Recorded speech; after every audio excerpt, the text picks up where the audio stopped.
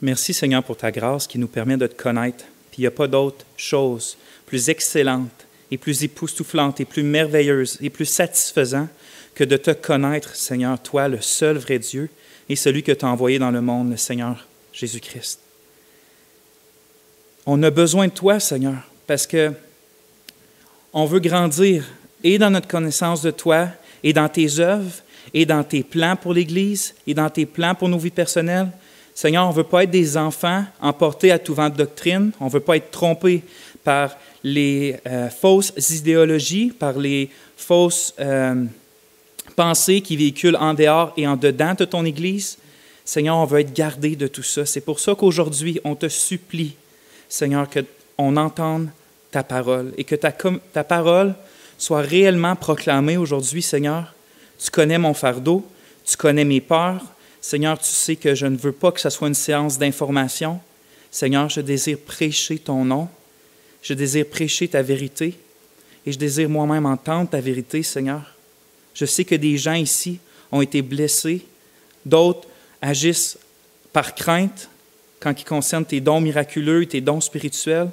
Seigneur, je te prie que ni nos peurs, ni nos craintes, ni nos blessures dirige nos pensées par rapport à ça, mais que seulement ta parole, qui est le surfondement de toutes choses, nous dirige, Seigneur. Puis qu'en tant qu'Église locale, on puisse réellement manifester l'Esprit comme toi tu l'entends. Premièrement, en sainteté, en amour et en foi, mais Seigneur aussi par tous les dons que tu distribues pour l'édification de ton peuple. Donc on t'en prie dans le nom de Jésus et pour la grande gloire de ton nom. Amen. Je suis vraiment content d'être avec vous autres, frères et sœurs, encore une fois.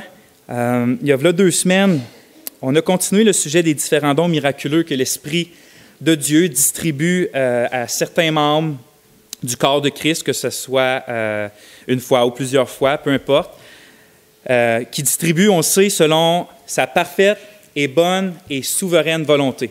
On sait que quand Dieu distribue quelque chose, c'est toujours parfait, puis quand il ne le fait pas, c'est toujours parfait. Ça, on n'a pas de doute là-dessus. Plus précisément, il y a 2 semaines, on a adressé le dernier don miraculeux qu'on va adresser, qui est celui du parler en langue ou parler différentes sortes de langues, ou peu importe comment les gens l'appellent. Mais bibliquement, c'est littéralement parler en différentes sortes de langues ou parler en langue.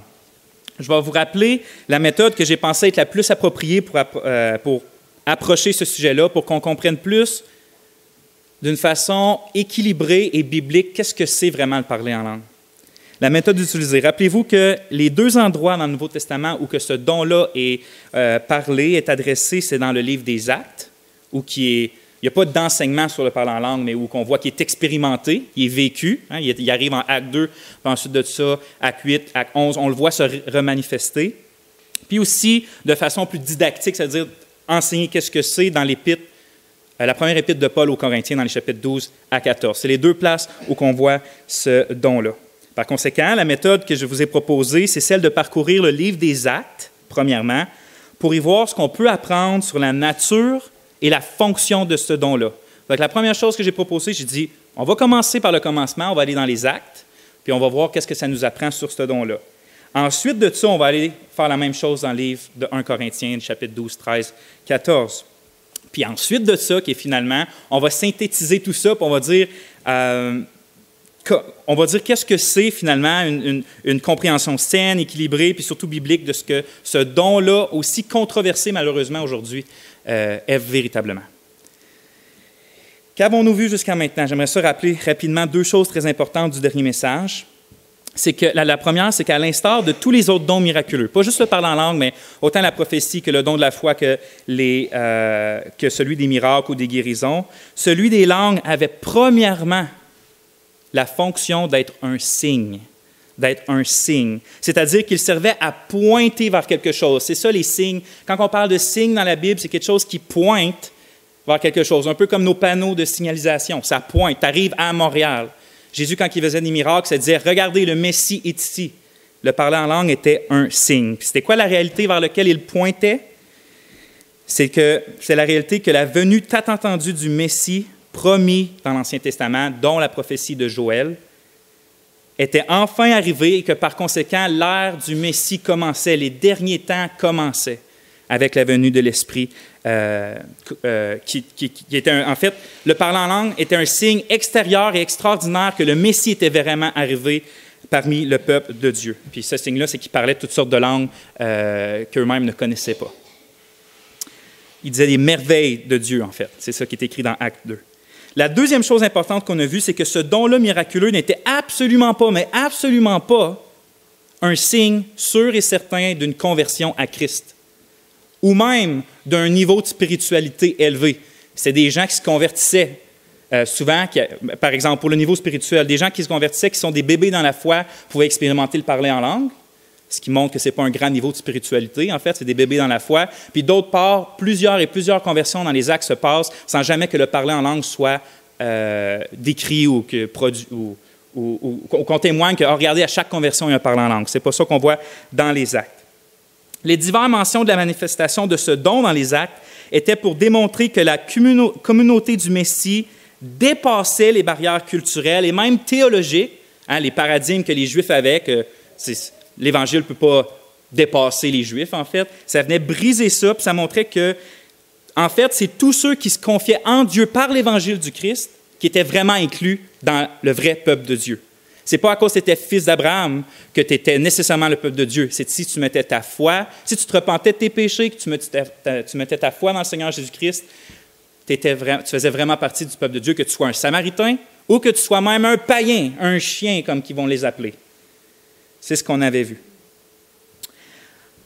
Puis par là, on voyait comment l'Esprit, à chaque fois qu'il passait une barrière culturelle, il manifestait cette vérité-là, c'est que le même Esprit qui avait fait parler les Juifs à la descente de l'Esprit à la Pentecôte et qui parlait en langue, les Samaritains ont parlé en langue et les païens ont parlé en langue aussi quand l'Évangile a franchi ces barrières-là. Manifestant quoi? Que le même Esprit qui était dans les Juifs, et c'était celui qui était dans les Samaritains, qui était dans les païens. Donc, il y a un seul peuple de Dieu uni sans distinction.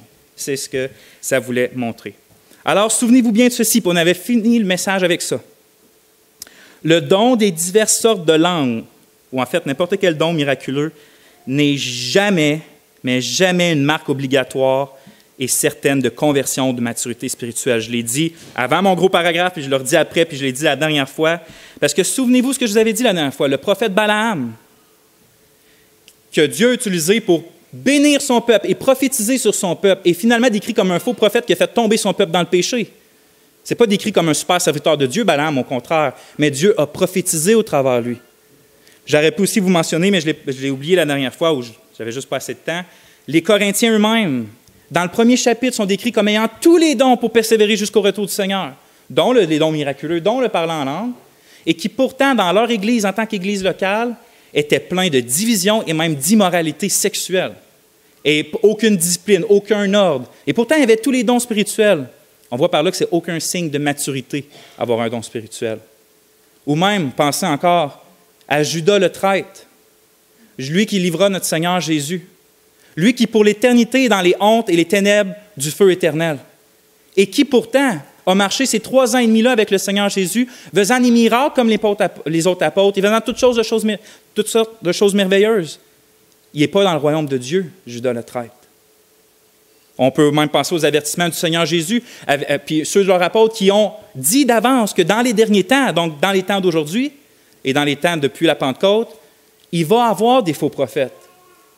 Il va y avoir des gens motivés par Satan, rendus puissants par Satan pour faire des tels miracles, des tels signes, que si Dieu ne garderait pas ses élus précieusement, même les enfants de Dieu succomberaient à la tentation de croire que ces choses-là sont vraiment de Dieu. Donc, les signes et les miracles ne sont pas un signe de conversion ni même de maturité spirituelle.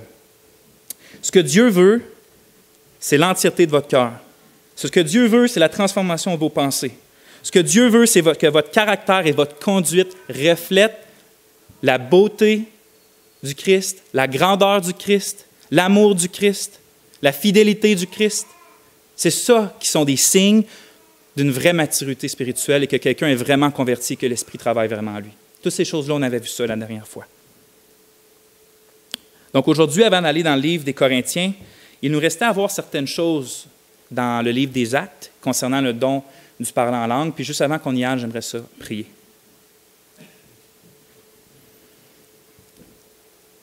Comme on vient de le voir, Seigneur, merci que on n'a pas à courir après une manifestation d'un don particulier dans notre vie pour se sentir véritablement ton peuple. Ton esprit dit à notre esprit que nous t'appartenons, ô notre Père. Et on voit l'œuvre de ton esprit dans notre imperfection, dans nos chutes, Seigneur. On voit ton esprit qui nous convainc et qui nous ramène toujours à Christ. Et je veux te dire merci, puis que je veux que tout le monde, Seigneur, sente combien tu travailles en eux, au travers des choses que tu désires vraiment voir en eux. Seigneur, merci. Aide-nous dans le reste du message. Amen. Donc, il nous reste à voir, la dernière fois, on avait vu la fonction du don des langues dans les actes, puis là, on va voir la nature du don des langues dans les actes. Je contraste fonction puis nature. Quand que je parle de fonction, je veux dire à quoi qui sert, c'est quoi le but de ce don-là. Qu'est-ce qu'on avait vu? Que ce don-là avait comme premier but d'être un signe d'inauguration de l'ère de l'Esprit, de l'ère messianique. C'était ça son but premier dans les actes. Quand je parle de nature, je veux dire à quoi ça ressemblait, qu'est-ce que c'était essentiellement ce don-là. Donc, on va voir maintenant à quoi il consistait. Mon premier point, la nature du don des langues dans le livre des Actes, et pour ça, je vais vous faire tourner dans Acte 2. On va lire encore les 13 premiers versets ensemble. Donc, Acte 2.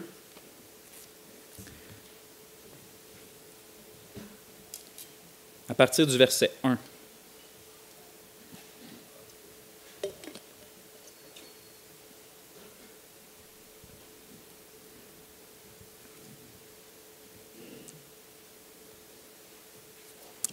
Acte 2, on va lire les versets 1 à 13. Comme ça se lit la parole de Dieu. Alors que le jour de la Pentecôte avait son accomplissement, ils étaient tous ensemble dans un même lieu. Et il vint tout d'un coup du ciel un son, comme d'un souffle violent et impétueux qui remplit toute la maison où ils étaient. Et il leur apparut des langues divisées, comme des flammes de feu. Elles se posèrent sur chacun d'eux. Alors ils furent tous remplis de l'Esprit Saint et commencèrent à parler en d'autres langues selon que l'Esprit leur donnait de s'exprimer. Or il y avait, séjournant à Jérusalem, des Juifs, hommes pieux, appartenant à toutes les nations qui sont sous le ciel. Au bruit qui se répandit, la multitude s'assembla et fut bouleversée parce que chacun les entendait parler dans sa propre langue. Ils étaient stupéfaits et dans leurs étonnements, ils disaient « Voici tous ces gens qui parlent, ne sont-ils pas des Galiléens? Et comment se fait-il que nous les entendions, chacun dans sa propre langue, celle du pays où nous sommes nés? » Parthes, Mèdes, Élamites, nous qui habitons la Mésopotamie, la Judée et la Cappadoce, le Pont et l'Asie, la Phrygie et la Pamphylie, l'Égypte et la région de Libye, voisine de Cyrène, et nous, Romains, qui séjournons ici, aussi bien Juifs que prosélytes, Crétois et Arabes, nous les entendons annoncer dans nos langues les choses magnifiques de Dieu. Ils étaient tous stupéfaits dans leur perplexité, ils se disaient l'un à l'autre, « Qu'est-ce que cela veut dire? » D'autres disaient, en se moquant, « Ils sont pleins de vin doux. » Voici donc le premier principe biblique concernant la nature du don, c'est-à-dire en quoi consiste ce don-là dans le livre des Actes. Le premier, c'est qu'il consistait à parler dans un langage humain, un vrai langage humain, inconnu de celui qui parlait, inconnu de l'orateur. On a lu au verset 4 que les disciples étaient réunis, furent tous remplis de l'Esprit et commencèrent à parler en d'autres langues. La question, c'est de savoir c'est quoi ces autres langues-là. Il y a toutes sortes d'avis, il y a toutes sortes de propositions, mais à mon avis, la compréhension la plus naturelle que les premiers lecteurs de Luc ont probablement eu quand ils ont lu ça, c'est qu'ils pensaient à d'autres langues humaines, tout simplement. Mais si ça peut être ambigu pour certains aujourd'hui, ce ne l'était pas, en tout cas pour la grande majorité des Juifs qui étaient réunis à Jérusalem, eux autres, il n'y avait pas de doute sur quel genre de langue ils entendaient. On lit au verset 6, 8 et 11, « Au bruit qui se répandit, la multitude s'assembla et fut bouleversée parce que chacun les entendait parler dans sa propre langue. Ils étaient stupéfaits et dans leur étonnement disaient, « Voici tous ces gens qui parlent, ne sont-ils pas des Galiléens? Et comment se fait-il que nous les entendions chacun dans sa propre langue? » Et un peu plus loin, c'est dit, « Nous les entendons annoncer dans nos langues les choses magnifiques de Dieu. » Luc est donc sans ambiguïté ici, c'est pas dur de voir de quoi il parle. Le don des langues en Acte 2 était la capacité miraculeuse de parler des langues humaines inconnues de l'orateur. Tout le monde à ce moment-là, les Juifs, là, presque la totalité c'est sûr qu'ils parlaient tous l'araméen et le grec. Mais pas tous parlaient tous les langues. Je veux dire, les Juifs, ils se comprenaient quand ils venaient à Jérusalem, c'était normal pour un Juif de connaître l'araméen, puis dans la culture de l'époque, l'Empire romain, c'était la langue officielle, le grec. Donc, probablement que chacun des Juifs parle l'araméen et le grec. Mais quand ils se réunissent là, puis quand certains entendent parler dans sa propre langue native, l'autre dans sa propre langue native, peu importe, tu vois par là que le don était des vraies langues humaines. Mais il y a quelques-uns, des fois, qui argumentent que ce n'est pas juste le don des langues qu'on voit ici, mais c'est aussi le don d'interprétation des langues. Mais je crois que, puis ils disent par là, donc ce n'est pas nécessairement des langues humaines, ça pouvait être une langue angélique ou quelque chose, parce que Dieu aurait pu donner le don d'interprétation à tout le monde, fait que peu importe le langage qu'eux parlaient, ils le comprenaient dans sa propre langue. Donc, ce n'est pas tant un don de la langue qu'un don d'interprétation des langues. Mais je pense que c'est une mauvaise manière de voir les choses, puis je vais vous donner la raison. Premièrement, Luc ne fait absolument aucune mention du don d'interprétation des langues. Ça, c'est d'aller dans 1 Corinthiens 12, 13, 14, où c'est parlé du don d'interprétation, puis de l'emmener dans Acte 2. Mais ce n'est pas une bonne façon d'interpréter un passage. Laissons Acte 2 parler pour Acte 2. Donc, si Luc parlerait du don d'interprétation, on pourrait se poser la question, mais il n'en parle juste pas. Il n'en parle juste pas. En fait, il précise même que les gens comprennent les langues miraculeuses parce que c'est des langues de leur propre langue distinctive. C'est pour ça qu'il comprend. Ah, moi, je parle tel dialecte, puis là, lui, il parle mon dialecte. Ce n'est pas parce qu'il y a un don d'interprétation, c'est parce que c'est sa propre langue native. C'est ça que Luc il dit. Deuxièmement, souvenez-vous que le but de Luc, de rapporter l'événement de Acte 2, puis de ces signes extraordinaires-là de l'Esprit, c'était pour montrer les signes que l'Esprit promis remplit la vraie communauté du Messie. Le signe, c'était pour montrer que l'Esprit promis remplit la vraie communauté du Messie, inaugurant les derniers temps et la prophétie de Joël. Donc, si les incroyants, qui sont tous là, reçoivent un don d'interprétation par l'Esprit pour comprendre un don des langues, je veux dire, ça devient plus clair, la distinction entre c'est qui le peuple du Messie, c'est qui ceux qui reçoivent les promesses. Le but de cet accomplissement-là, c'était pour montrer que l'Esprit vient remplir la communauté du Messie, pas tous les autres non-croyants.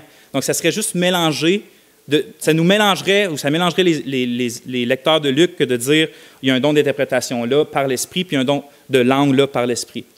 En fait, la lecture normale, c'est qu'on voit qu'il y a un seul don, il y a le don des langues qui est donné aux 120 qui étaient réunis, qui étaient les disciples de Christ, qui étaient la communauté du Messie, et eux reçoivent l'Esprit, puis on le voit par les langues. Donc, les langues, dans Acte 2, étaient des langues humaines, des vrais langages humains. Puis avant d'aller au deuxième principe qu'on voit dans les actes par rapport à la nature des dons, je veux préciser quelque chose. Même si je suis convaincu que les langues qu'on a à faire au chapitre 2, c'est des langues humaines inconnues de l'auteur, un vrai langage humain, ce n'est pas une langue bizarre, c'était vraiment des langues humaines, il n'est pas clair, à mon avis, que c'est réellement ce qui se produit dans les autres occasions qu'on trouve dans le livre des Actes quand le don en langue est manifesté. Par exemple, lorsque la famille de Corneille puis sa maison, le païen, reçoivent l'Esprit puis se mettent à parler en langue, Luc ne fait aucune mention quel genre de langue il est là. Ils font juste dire qu'ils parlent en langue puis ils louent Dieu pour ses merveilles, encore une fois. Puis, à mon avis, c'est assez étrange, puisque sont là, ils se sont déjà parlé, ils se comprenaient tous. Il n'y a pas, comme à la Pentecôte, il n'y a pas plein de gens avec plein de langues différentes, il y a juste ceux qui se comprennent, que tout d'un coup, Dieu donne une langue, je ne sais pas moi, exemple, ce n'était pas le cas, mais japonais, quand il n'y a aucun japonais là, puis qui se comprenaient tous déjà quand même. Je ne veux pas être dogmatique là-dessus, je ne suis pas en train de dire que ce n'était pas des langues humaines qui parlaient là, mais je vais faire attention avant d'affirmer que c'est absolument des langues humaines qui affirmaient là, parce que le texte ne le dit pas. Et il nous le dit dans Acte 2, mais il ne nous le dit pas dans les autres. Fait que moi, je reste un peu, je me recule, puis je ne veux rien affirmer là-dessus. Maintenant, je prends une gorgée d'eau, puis on va prier, puis on va continuer.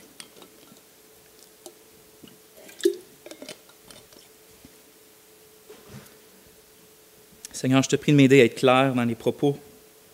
Je prie que quand on sort d'ici, on soit plus, qu'on comprenne plus les nuances de ton don, où qu'il faut affirmer qu'est-ce que c'est, puis où qu'il faut se garder d'affirmer quoi que ce soit pour plaire à nos propres convictions, Seigneur, qu'on puisse vraiment être équipés par ta parole. Amen. Maintenant, le deuxième principe qu'on trouve dans les actes, concernant la nature du don des langues, c'est que le contenu, c'est-à-dire le message que les langues avaient, était, un, inspiré par l'Esprit, et deux, dirigé, et ça peut en surprendre, mais dirigé vers Dieu. Donc, inspiré par l'Esprit et dirigé vers Dieu. C'est les deux facettes qu'on voit dans les Actes, selon moi. Donc, la première est qu'il est clair dans les Actes que le contenu, le message communiqué du don miraculeux des langues, n'était pas préparé par l'auteur, mais qu'il était inspiré sur le moment.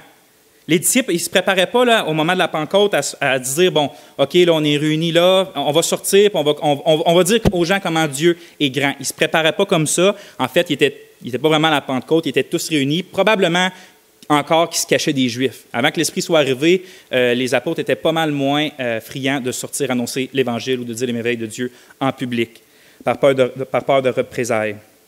Mais quand c'est écrit « Ils furent tous remplis de l'Esprit Saint », il est écrit qu'ils commencèrent à parler en d'autres langues selon que l'Esprit leur donnait de s'exprimer. Pour moi, je ne pense pas que ce que l'Esprit leur donnait, c'est simplement de pouvoir s'exprimer dans une autre langue. Mais je pense qu'il leur donnait le contenu même de ce qu'il allait dire dans l'autre langue. Il n'est pas naturel pour moi de voir la scène comme si tout d'un coup, tous furent remplis de l'Esprit, puis là, ils se rendent compte qu'ils sont en train de parler d'une manière bizarre, parce que, souvenez-vous, ils ne savent pas quelle langue ils sont en train de parler, c'est connu de l'auteur. Puis là, ils se disent, pourquoi pas profiter de l'occasion pour aller dire dans cette langue-là que je ne comprends pas des merveilles de Dieu. Pour moi, ça ne fait pas naturel de lire le passage comme ça. Il me semble beaucoup plus naturel de voir la scène comme des gens qui, tout d'un coup, sont remplis de l'Esprit de Dieu, puis qui sont puissamment, pas juste remplis de l'Esprit de Dieu, mais qui sont puissamment conduits par lui pour aller déclarer les choses que l'Esprit leur donne de dire. Un peu comme le don de prophétie, un peu comme n'importe quel don miraculeux où que l'Esprit te saisit et te fait faire ce qu'il veut faire. Pour moi, c'est plus naturel de voir le passage comme ça. Je pense que c'est comme ça que Luc le décrit. Alors, comme le don de prophétie, celui qui parle en langue est immédiatement conduit à prononcer des choses inspirées par l'Esprit de Dieu. Ça ne vient pas de son propre fond, ça ne vient pas de sa méditation, ça ne vient pas de sa propre volonté. Souvenez-vous, c'est un don miraculeux. C'est la grande différence entre, par exemple, le don de prédication, où tu as une préparation des études et que Dieu est capable d'expliquer la parole, ou tout simplement un don miraculeux qui arrive, puis bang, tout d'un coup, tu sais ce que l'autre pense dans son cœur, puis tu peux lui dire. Exemple. C'est différent. Mais maintenant, même si on sait ça, ce qui est intéressant de savoir, c'est quoi exactement le contenu? Qu'est-ce que les gens disaient quand ils parlaient en langue? Plusieurs croient que le don des langues, puis je l'ai cru beaucoup, servait à annoncer l'Évangile dans d'autres langues. Mais personnellement, même si j'ai été convaincu de ça dans le passé, je crois plutôt maintenant qu'il est impossible d'affirmer ça à partir des données qu'on a dans le Nouveau Testament. Puis je vais te dire pourquoi. Les seules fois où est rapporté ce que disaient les disciples qui parlent en langue dans les Actes nous indiquent que le contenu, c'était plutôt des louanges envers Dieu qu'un discours d'évangélisation. Regardez en Actes 2:11. On lit encore une fois, « Nous les entendons annoncer », le mot grec pour annoncer peut autant dire exprimer, dire prononcer, « dans nos langues, les choses magnifiques de Dieu. » L'Évangile va être annoncé bientôt, mais pas encore là. C'est Pierre qui va se lever pour annoncer l'Évangile aux Juifs. Mais à ce moment-là, ceux qui parlent en langue ne sont pas en train d'annoncer l'Évangile. Ils sont en train de dire des choses merveilleuses sur Dieu. À une autre place, lorsque Corneille et sa maison se mirent à parler en langue, la même phrase grecque qu'on vient de lire est utilisée, puis on lit ça. « Car ils les entendaient parler en langue, en parlant des païens, et magnifier Dieu. » Je ne crois vraiment pas, encore une fois, qu'il est naturel de penser que Pierre annonce l'Évangile aux païens, la maison de Corneille, l'Esprit tombe sur eux, puis à leur tour, ils se mettent à annoncer en langue l'Évangile à Pierre. Je pense que ce n'est pas naturel. On voit plutôt, en fait, l'auteur dit, il magnifiait Dieu en langue. Magnifier Dieu, c'est-à-dire qu'il disait des belles choses sur Dieu. Il parlait comment Dieu était grand et beau et magnifique. Mais on ne voit pas aucune indication qu'il est en train d'annoncer l'Évangile. Ça a servi à amasser des foules pour que les gens entendent l'Évangile. Les foules sont venues, ils se sont demandé, on ne sait pas trop combien de temps c'est passé, puis à un moment donné, Pierre se lève et annonce l'Évangile là. Donc, on pourrait dire que c'est un peu une pré-évangélisation, mais une évangélisation en soi, je pense que c'est trop poussé de dire que Dieu se servait absolument des langues pour aller annoncer l'Évangile à des nations qui n'avaient jamais entendu l'Évangile, puis le faire dans leur propre langue. Je ne pense pas que les données bibliques peuvent nous faire aller jusque-là. C'est pour ça que je dis que dans les Actes, puis je crois que c'est aussi le cas, comme on va le voir tantôt dans 1 Corinthiens, le don des langues est premièrement dirigé vers Dieu et non vers les hommes. Est premièrement dirigé vers Dieu et non vers les hommes, parce que dans les Actes, c'est ce qu'on voit. On voit des gens qui s'émerveillent devant Dieu et que des louanges montent vers Dieu. Puis je ne suis pas en train de dire que Dieu n'utilise jamais les langues pour parler, pour évangéliser. Dieu est Dieu, et il est dans les cieux et il fait ce qu'il veut. Mais ce que je dis, c'est que les données bibliques ne nous montrent pas que ça arrive, selon moi. Quoique Dieu, s'il décide de le faire, puis s'il l'a déjà fait, gloire à lui. Donc, pour moi, ce n'est pas une fonction du don des langues que d'évangéliser, mais ce qu'on voit dans les actes, c'est que ça semble être plutôt des louanges, des actions de grâce, puis magnifier Dieu. Autrement dit, je crois qu'au contraire que du don de prophétie, le don des langues n'est pas premièrement une parole pour les autres. La prophétie, c'est une parole communiquée, une révélation communiquée pour les autres, mais je crois plutôt que les langues, c'est une parole d'adoration envers Dieu. Puis comme on va le voir plus tard, ça peut aussi édifier ceux qui l'entendent puis qui disent « Amen » après. C'est ce qu'on va voir dans 1 Corinthiens. Ce n'est pas à cause que ce n'est pas une parole pour les autres qu'il n'y a aucun moyen d'édification dans ça. Voici maintenant, ça c'était mon deuxième point dans les Actes, voici le troisième et le dernier avant qu'on aille dans 1 Corinthiens. Il est court, mais il est important. L'expérience du don des langues dans les Actes était spontanée et non recherchée. Était spontanée et non recherchée. Puis ça devrait être une mise en garde sérieuse contre certaines pratiques qu'on voit aujourd'hui qui incitent et encouragent les gens à absolument chercher le don du parler en langue ou n'importe quel don miraculeux, en fait. Dans les Actes, on voit que l'expérience du don des langues était juste, bang, spontanée. Tu ne vois pas quelqu'un qui cherche, qui l'essaye, puis tout d'un coup, ça l'arrive. Non. Comme n'importe quel don miraculeux, bang, l'Esprit agit et ça l'arrive. C'était spontané. C'est-à-dire que tout d'un coup, sans que personne ne le force, la personne parlait en langue. C'est ça qu'on voit à la Pentecôte. C'est ça aussi qu'on voit avec les disciples de Jean-Baptiste. C'est ça qu'on voit avec les Samaritains. Puis c'est ça qu'on voit avec la maison de Corneille. Tout d'un coup, sans qu'ils recherchent, ils parlaient en langue d'une façon miraculeuse. Puis dans chaque cas, c'est une manifestation spontanée de l'Esprit. C'est pour ça que je n'ai pas de la misère dans mon cœur à condamner certaines pratiques qui insistent absolument les gens à les forcer à parler en langue, promettant que s'ils continuent puis ils se forcent, l'Esprit va avoir musica, puis il va venir les aider à enfin parler en langue. C'est pas peur de condamner ça. Est-ce qu'on force quelqu'un à essayer de faire un miracle? Il y en a que oui. Mais habituellement, on ne force pas quelqu'un à essayer de faire un miracle. On ne force pas quelqu'un à essayer de faire un songe. On ne force pas quelqu'un à avoir le don de la foi pour déplacer des montagnes. On ne force pas quelqu'un... En fait, tous les dons miraculeux arrivent spontanément. Tu ne peux pas le produire. Par définition, un miracle, c'est comme ça. Comme on l'a déjà vu, par exemple, ça ne veut pas dire qu'on ne peut pas ardemment désirer ces dons-là. Dans 1 Corinthiens 12, 13, 14, à la fin de 12, on voit que Paul même nous commande de désirer passionnément tous les dons. Tous les dons. Ça inclut autant le parler en langue que la prophétie. Mais il y a une grande différence entre désirer un don puis essayer soi-même de le pratiquer pour réussir à l'avoir. C'est le jour puis la nuit, ça.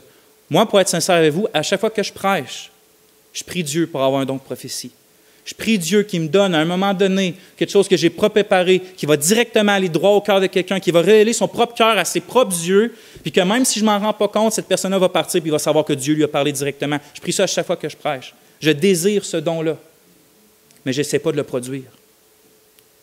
De la même façon, on peut désirer le don du parler en langue. En fait, quand Paul parle de ça dans 1 Corinthiens 12, je vous rappelle dans quel contexte? Dans le contexte de l'amour. Ce n'est pas de désirer absolument chacun des dons. En fait, c'est de désirer, peu importe ce que Dieu veut donner pour l'édification de son peuple. C'est de dire, en fait, Dieu, j'aime ton peuple. L'amour que tu as pour ton peuple brûle dans mon cœur. Donne-moi tout ce que je peux avoir qui va édifier les gens qui m'entourent. Que ce soit le parler en langue, que ce soit la prophétie, que ce soit peu importe. Donne-moi c'est quelque chose qui va aider mes frères et mes sœurs. Ça, c'est désirer passionnément les dons spirituels. Mais d'essayer de pratiquer les langues, pour quel but? Pour quel but? Tu ne seras pas plus si tu l'as, puis tu ne sais pas moins si tu ne l'as pas, comme on a vu au dernier message. Donc, on arrive à mon deuxième point, puis on va dans 1 Corinthiens. Vous pouvez tourner dans 1 Corinthiens 12 parce que je ne ferai pas une exposition verset par verset de 3 chapitres. On a déjà vu le chapitre 12. Je vais plus aller, je vais vous citer des versets ici puis là pour vous montrer les points.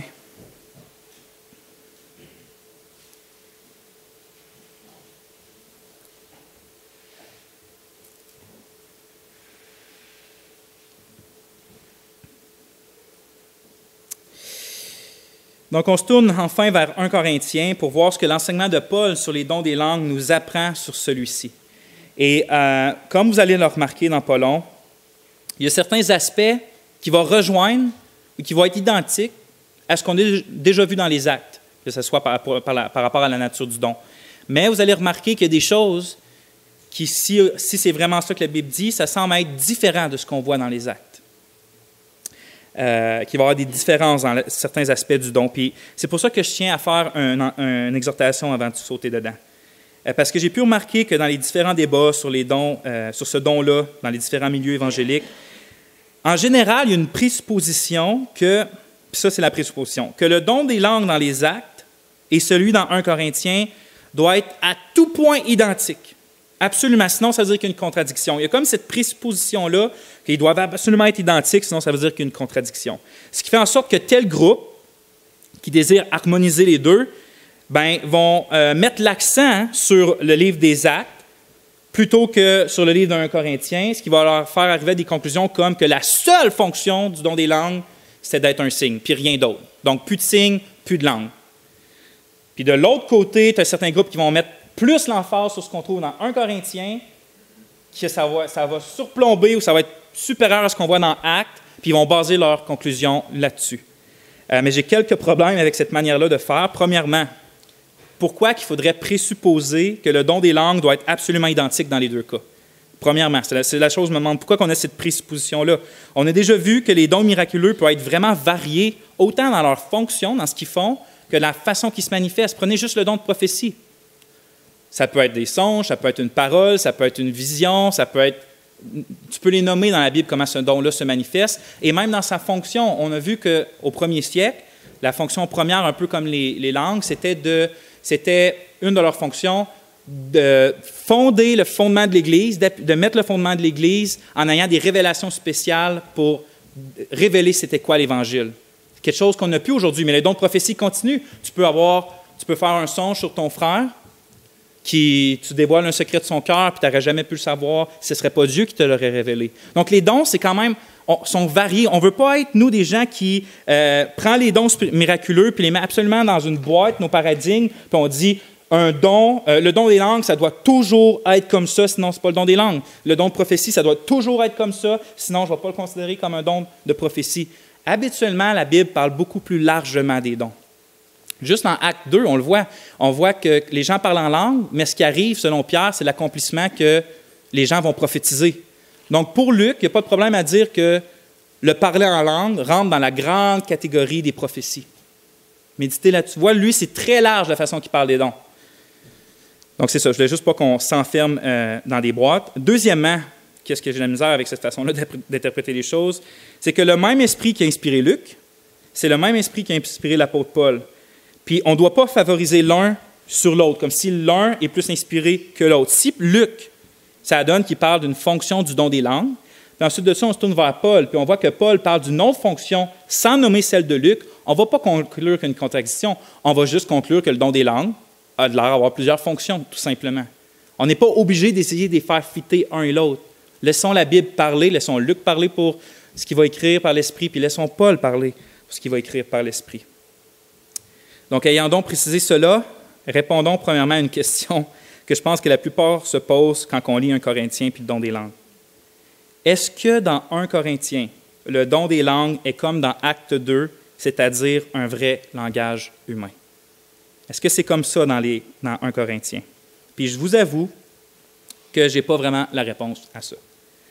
J'ai mon idée, basée sur des versets puis certaines interprétations, mais je suis loin d'être dogmatique. C'est-à-dire, je suis loin de dire que c'est la pure vérité simple et que je ne changerai jamais d'idée si on me convainc du contraire par la parole de Dieu. Je le crois vraiment. Mais même si certains affirment le contraire, à mon avis, il n'est pas si évident de savoir si Paul parle seulement des langues humaines, ou si en plus il inclut le langage des anges, ou si il parle d'une sorte C'est pas vraiment un langage, mais c'est plutôt un code exprimé d'une façon, puis tu as le don d'interprétation pour l'avoir. Ou même si c'est un mélange de tout ça. Pour moi, j'ai une réponse à ça, mais je ne suis pas prêt à dire que c'est si évident que ça quand on étudie ces 3 passages-là. C'est pas pour rien, en fait, qu'il y a des livres entiers consacrés à savoir qui a la bonne interprétation là-dedans. C'est pas si simple que ça. Ce que je crois, par exemple, c'est que le don des langues, dans 1 Corinthiens, pouvait aussi se manifester d'une manière autre que par un langage humain inconnu de celui qui parle. Je le répète, je crois que le don des langues dans 1 Corinthiens pouvait aussi se manifester d'une manière autre que par un langage humain inconnu de celui qui parlait.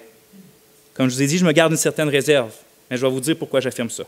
Premièrement, lorsque Paul introduit pour la première fois ce don-là miraculeux en 1 Corinthiens 12, 10, il écrit littéralement ça.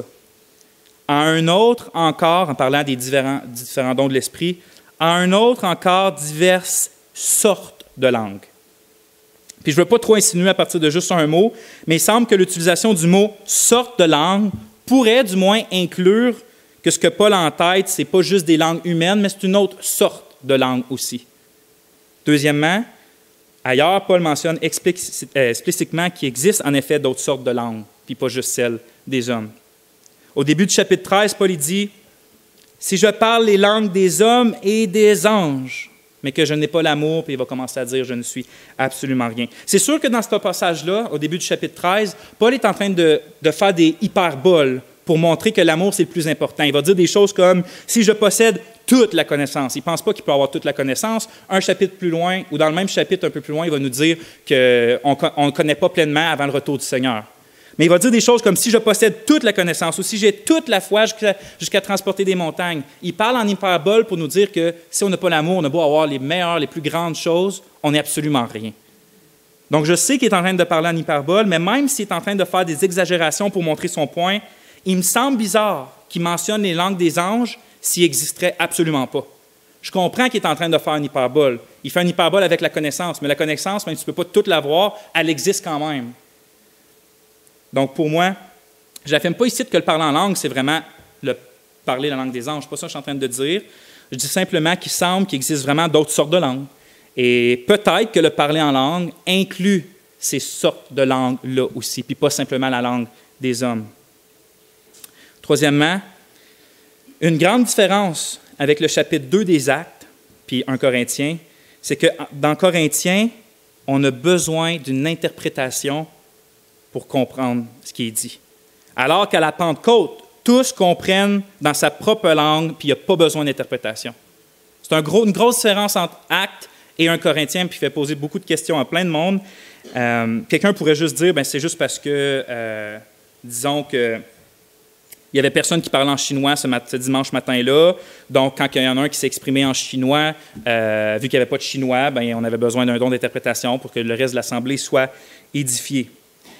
D'abord, c'est peu probable que dans une ville aussi culturellement puis linguistiquement diversifiée que celle de Corinthe, qu'il n'y ait jamais eu un dimanche matin quelqu'un qui parlait la langue de celui qui parlait en langue, si c'est vraiment une langue humaine.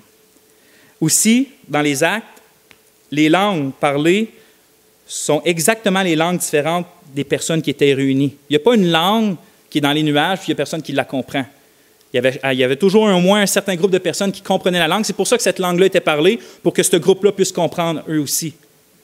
C'est pour ça que moi, il me semble étrange que Dieu fasse parler quelqu'un en japonais dans une assemblée s'il n'y a aucun japonais pour entendre.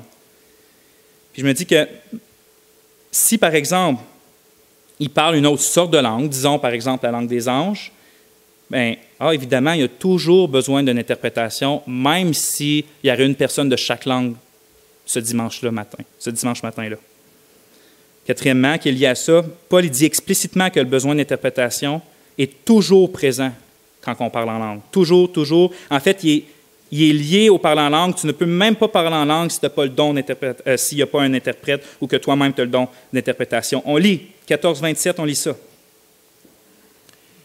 Et si quelqu'un parle en langue, que ce soit 2 ou tout au plus 3 qui parlent, chacun à son tour, et que quelqu'un traduit, mais s'il n'y a pas d'interprète, qu'il se taise dans l'assemblée. Puis plus tôt, en 14-13, il va dire « C'est pourquoi que celui qui parle en langue prie pour être en mesure de traduire. » Le fait qu'il rend totalement dépendant le parlant en langue avec l'interprétation des langues, Paul n'est pas en train de parler, indépendamment de qui se trouve dans l'assemblée. Indépendamment s'il y a toutes sortes de langues ou pas dans l'assemblée, il dit juste que tu as toujours besoin du don d'interprétation. Ça semble m'indiquer, à moi du moins, que cette langue-là, dans laquelle il parlait à Corinthe, soit une autre sorte de langue que des langues humaines. Parce que tu as toujours besoin d'interprétation pour l'avoir. Sinon, essaye même pas, ferme-la, tout simplement, c'est ce que Paul va dire. C'est pour ces raisons-là, puis d'autres qui est trop technique, puis on n'a pas le temps de les voir, j'ai tendance à penser que le parler en langue peut être autre chose qu'une langue humaine. Puis même si on ne peut pas être, à mon avis, absolument certain de ça, que si c'est-tu vraiment juste des langues humaines, c'est-tu vraiment d'autres sortes de langues, ce n'est pas en fait le point le plus important avec le parler en langue.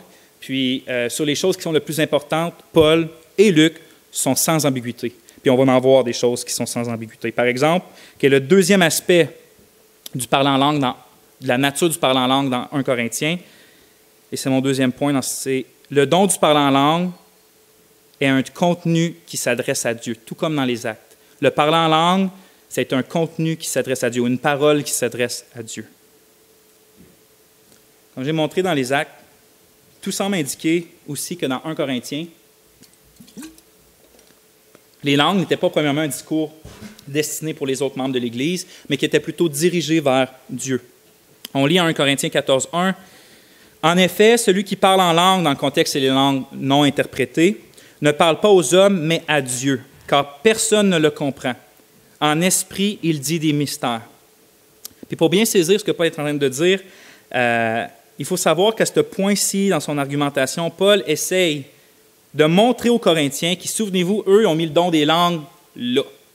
Tu es spirituel, tu es hot, tu es chrétien, tu es le meilleur si tu parles en langue. Paul essaye, en fait, de leur montrer que ce qui détermine vraiment ton utilité puis l'utilité de ton don dans l'Église locale, c'est la capacité d'un don, c'est son intelligibilité. J'étais sûr que je n'allais pas être capable de le prononcer. Son intelligibilité.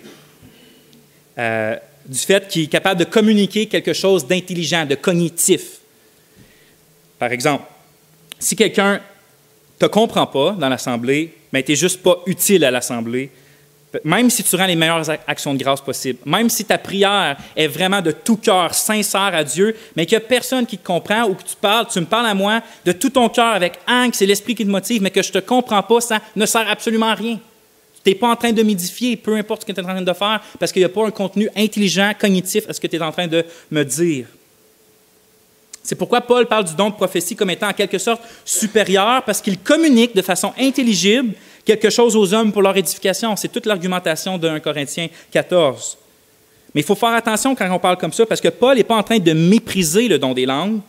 Il veut simplement faire comprendre aux Corinthiens que le parler en langue sans interprétation n'a absolument pas sa place dans un rassemblement d'église locale, qu'un des buts premiers, c'est de s'édifier. Mais de l'autre côté, s'il y a une interprétation, par exemple, c'est là que souvent les gens, je pense, qui oublient, Paul équivaut le parler en langue avec le don de prophétie. Il écrit au verset 14-15, « Celui qui prophétise est plus grand que celui qui parle en langue, sauf si ce dernier traduit, afin que l'Assemblée reçoive de l'édification. » C'est-à-dire que si quelqu'un parle en langue et qu'il y a une traduction, il n'y a pas d'affaire, s'il y a une traduction, ça veut dire que ça devient intelligent, les gens comprennent, les gens peuvent être édifiés. Le don de prophétie n'est pas supérieur au don des langues. C'est deux dons différents qui accomplissent des buts différents. Un seul grand but qui est l'édification, mais par des moyens différents. C'est pourquoi Paul, comme on l'a déjà lu, va encourager ceux qui ont le don de parler en langue à prier aussi pour avoir le don d'interpréter les langues, afin que le don des langues devienne aussi intelligible. Je me suis posé rendu là. Alors, qu'est-ce que communique celui qui parle en langue? Qu'est-ce qu'il dit? Au verset 1, comme on a lu tantôt, il semble que les langues non interprétées constituent des paroles adressées à Dieu. On lisait « Celui qui parle en langue ne parle pas aux hommes, mais à Dieu ». Mais je crois que même quand ils sont interprétés, les langues demeurent des prières, des actions de grâce et des bénédictions dirigées premièrement vers Dieu. Regardez les versets 13 à 14, puis on va les lire ensemble. Les versets 13 à 14. « C'est pourquoi, dit Paul, que celui qui parle en langue prie pour être en mesure de traduire. Car si je prie en langue, mon esprit est en prière, mais mon intelligence est sans fruit. Alors que faire? Je prierai avec l'esprit, mais je prierai aussi avec l'intelligence. Je chanterai avec l'esprit, mais je chanterai aussi avec l'intelligence. Autrement, si tu as béni avec l'esprit, comment celui qui est dans la position d'un homme simple dira-t-il « Amen » à ton action de grâce, puisqu'il ne sait pas ce que tu dis? Car toi, tu rends bien grâce, mais l'autre n'est pas édifié. Dans le contexte, l'expression « avec l'esprit », prier avec l'esprit, chanter en esprit, est une référence au parler en langue. Il va dire plutôt que celui qui parle en langue, sans interpréter, il dit des belles choses, des mystères en esprit. C'est vraiment le parler en langue que là. Puis quand il parle d'intelligence, donc je vais prier pas juste en esprit, mais aussi avec l'intelligence, ça fait référence à une communication intelligible. Dans le contexte, l'interprétation de ce que tu dis en esprit. Je dis simplement, ce que Paul est en train de faire, c'est qu'il dit que c'est bien beau parler en langue, mais que dans l'Église locale, si les gens ne comprennent pas ce que tu dis, ça ne vaut pas grand-chose. Mais regardez à quoi il associe le parler en langue. Je prierai avec l'esprit, c'est-à-dire dans le contexte parler en langue en esprit. Je chanterai avec l'esprit, tu as béni avec l'esprit, tu rends bien grâce. Toutes ces choses-là sont, chanter, prier, bénir, rendre grâce, c'est, selon moi, c'est clair que le parler en langue, c'est à ça que ça consiste. Au contraire de la prophétie qui parle aux hommes pour, verset 3, l'exhortation et la consolation, la prophétie, ça parle aux hommes pour ça. Celui qui parle en langue chante, prie et rend des actions de grâce à Dieu. À Dieu. Pas premièrement aux hommes, mais à Dieu. C'est pour ça que je suis un peu sceptique, frères et sœurs, lorsque dans certains milieux, il y a des séances de parler en langue et d'interprétation qui consistent à des messages pour les gens dans la salle. Encore une fois, je ne dis pas que Dieu ne peut pas jamais faire ça puis pas parler à un homme par le don des langues, mais je dis simplement que ce n'est pas le témoignage biblique. Moi, je vois comme dans Actes, autant que dans Corinthiens, que c'est premièrement adressé à Dieu, le parler en langue. Maintenant, quelqu'un pourrait se poser la question à quoi ça sert d'abord le parler en langue, puis c'est mon troisième point. On va finir pas longtemps après ça. Le don du parler en langue, dans 1 Corinthiens, a pour fonction quoi? L'édification de l'Église. La fonction de signe n'est plus là après l'ère apostolique, autant comme la fonction de signe de la prophétie n'est plus là. Plus besoin de parler en langue à chaque fois que l'Évangile passe une barrière culturelle, parce qu'il n'y en a plus de barrière culturelle à franchir. Il n'y a plus de barrière théologique à franchir. Ça a été fait dans les Actes, c'est clair une fois pour toutes, Pierre l'avait compris. On sait que les païens, que n'importe qui croit au Seigneur Jésus est pleinement le peuple de Dieu, au même titre que les Juifs. Ça ne veut pas dire que, par exemple, c'était le seul signe. On voit dans 1 Corinthiens qu'un autre, la seule fonction, on voit dans 1 Corinthiens que l'une de ces fonctions-là était aussi l'édification du peuple de Dieu. Rappelez-vous que tous les chapitres 12 à 14 de 1 Corinthiens sur les dons spirituels a pour but de quoi? De montrer que l'amour est absolument essentiel à tout dans l'Église. Et que par conséquent, les dons sont donnés par Dieu dans le but de premièrement édifier les autres. Premièrement édifier les autres. Les dons spirituels, ce n'est pas first and foremost, premièrement pour toi. Encore une fois, on lit en 1 Corinthiens 12, 7. Or, à chacun, la manifestation de l'Esprit est donnée en vue de ce qui est utile. Et plus loin, au chapitre 14, verset 12, de même, vous aussi, puisque vous désirez avec ardeur les dons de l'Esprit, cherchez, oui, cherchez-les, en être abondamment doués même. Mais pourquoi? Pour l'édification de l'Assemblée, l'édification de l'Église. Je trouve que ça fait drastiquement contraste avec beaucoup de mes précieux frères et sœurs qui ont, ou même dans différents milieux, je me reprends. Je trouve que ça fait drastiquement contraste avec beaucoup de pratiques communes du parler en langue aujourd'hui, que je me disais, même avec des gens qui sont précieux pour moi. Pourquoi tant de personnes cherchent tant que ça aujourd'hui à parler en langue? C'est quoi leur désir?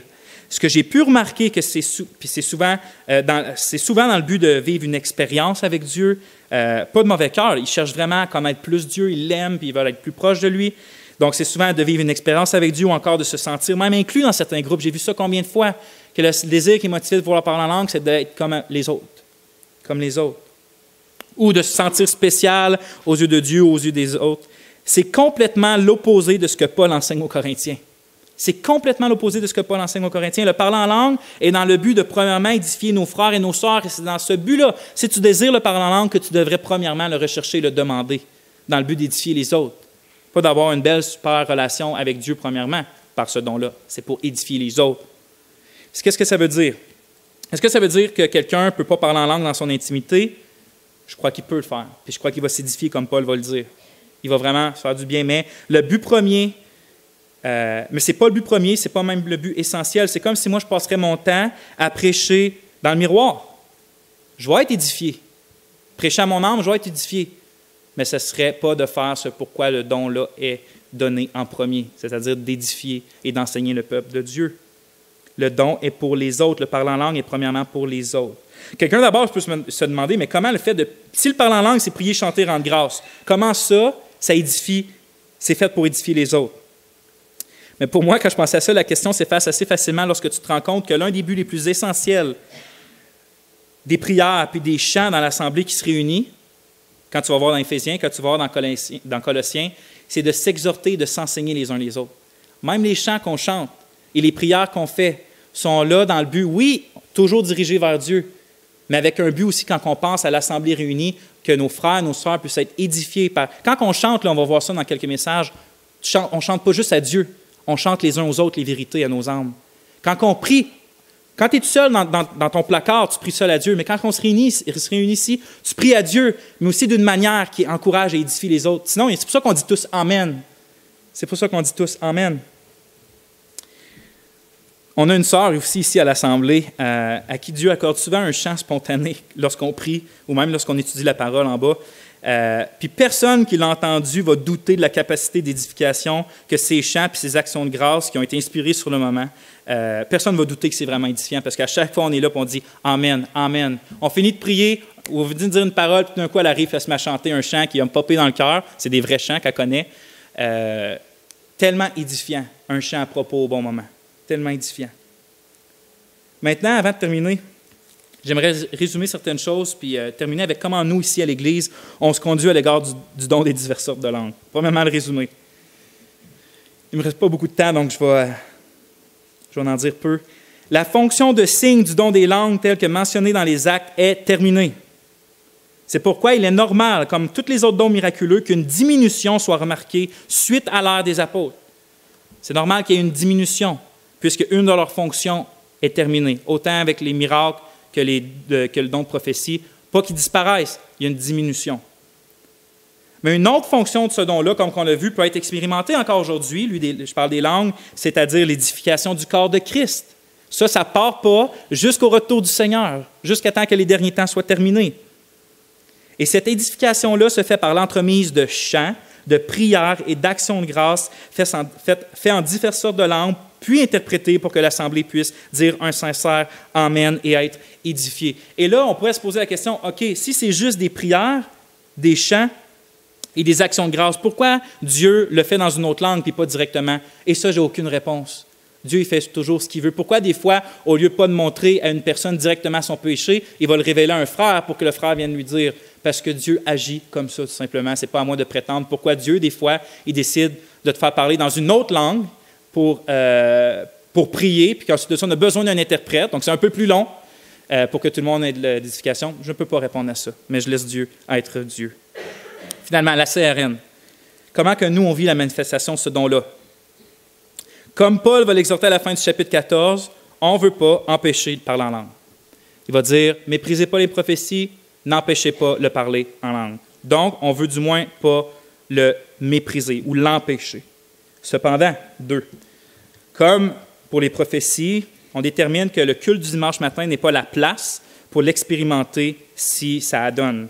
Si vous êtes dans des petits groupes et que l'Esprit vous dirige dans ce sens-là, vous pensez que vous avez une langue, moi je n'ai jamais vécu ça, je ne sais pas à quoi ça peut ressembler, et qu'une interprétation est là en accord avec la pensée biblique, ben je vous dis, ne les méprisons pas. Nous, ici, le dimanche matin, on a décidé d'une certaine formule pour le culte, bien pensé selon les Écritures, et on trouve que c'est pour l'ordre et l'édification commune précise. On ne veut pas qu'il se passe toutes sortes de choses tout le temps, mais dans les petits groupes, autant les mercredis que les autres, on ne veut pas mépriser ce que l'Esprit peut dire, communiquer ou parler ou manifester. Mais soyez toujours à l'affût et soyez toujours bibliques. Si vous croyez que Dieu vous donne de parler en langue biblique dans vos temps personnels, en langue d'une façon biblique dans vos temps personnels, mais je vous dis, faites-le selon votre conscience qui est informée par la Bible. Combien de frères et sœurs, si ces temps-là vous dirigent plus vers Christ, vous augmentent votre amour pour Dieu, vous dirigent dans la sainteté, vous fait de plus en plus aimer la parole de Dieu et non le contraire, je vais être le dernier à vous dire que ce n'est pas correct. Si vous voulez, si c'est votre conscience de le faire personnellement, faites-le personnellement. Il n'y a pas de mal à ça. Mais cependant, je vous encourage quand même à faire attention parce qu'il est plus difficile d'utiliser notre intellect pour prier, mais c'est Dieu qui nous l'a donné et qui le renouvelle, et par conséquent, le parler en langue, même personnel, n'est pas la manière ultime de prier, de rendre grâce. Ça peut arriver, mais pensez pas que quand on prie en langue, peut-être dans vos temps personnels, que vous avez atteint l'ultimatum de ce que c'est la prière. Dieu nous a donné un intellect et veut que toujours notre cœur et notre intellect réussissent à avoir d'un bon accord pour lui parler et s'adresser à lui. Comme je finis avec ça, comme j'ai déjà lu D.A. Carson, je ne sais plus où, je n'ai pas réussi à le retrouver, mais il donnait cet exemple-là. C'était en Angleterre, je crois, il y avait un pasteur, je crois que c'était presbytérien, et un autre qui était beaucoup plus charismatique, et les deux commençaient à être des bons amis, décident d'aller prendre un café, et ils parlaient de toutes choses, finissent par parler des dons miraculeux, du don en langue, et intrigué, le pasteur charismatique pose une question au pasteur plus orthodoxe, on pourrait dire, dit, si, là, mettons, je sais que vous n'encouragez pas les dons miraculeux dans votre église et tout ça. Si un matin, là, tout d'un coup, il y a quelqu'un qui se met à parler en langue, qu'est-ce que vous allez faire? Le pasteur répond, il dit, on va l'écouter, on va attendre voir s'il y a une interprétation, puis si l'interprétation est très biblique, on va dire merci Seigneur, puis on va continuer le culte. Mais il dit, moi j'ai une question pour toi aussi. Si pendant 2 mois, il n'y a aucun parlant en langue dans ton église, qu'est-ce que tu fais? Il dit, là, je serais vraiment triste. Je serais vraiment, vraiment triste.